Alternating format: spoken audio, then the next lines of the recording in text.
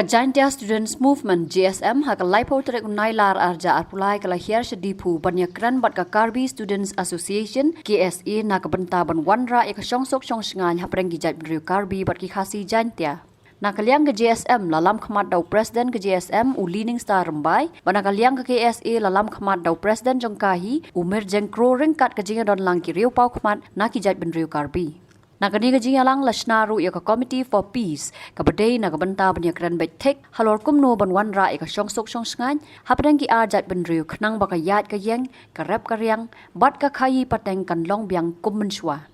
We from the JSM movement, we are focusing more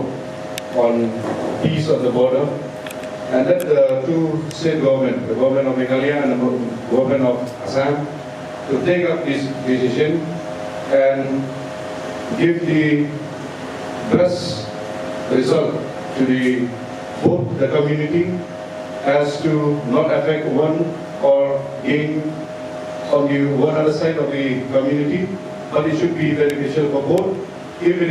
though it is a give and take policy. On this, we are nothing much to say, but we leave it in the hand of both the government to decide on this. Meghalaya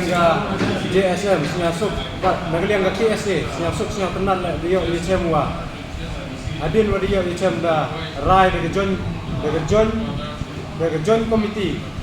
for the April Students Committee for Peace Initiative. Begini komiti manu kamsi benta wo wanrah chongsuk chongsan wo tho ye gila wa lada emi jingjia wo sol ilang ba gani komiti te aga jo ka porle de yo yata ye thirwa samtam hi chakita ki khap gini iliang khanduli warami aura eni gini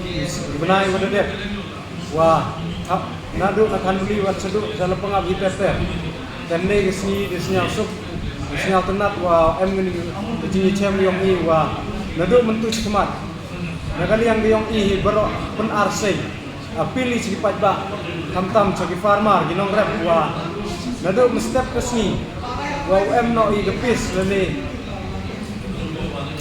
ke chongsuk chongsan tagi tu ki warat la tam ulai rep higi ulai lipat higi chagte ki hali hator lene geleng khag yong ki Dewam de kawan ngicing pentut.